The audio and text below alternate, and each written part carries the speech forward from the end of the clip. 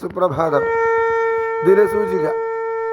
ഇന്ന് കൊല്ലവർഷം 1201, മീനം 7, ക്രിസ്തുവർഷം 2026 മാർച്ച് 21, ശനിയാഴ്ച. സൂര്യോദയം രാവിലെ 6:29.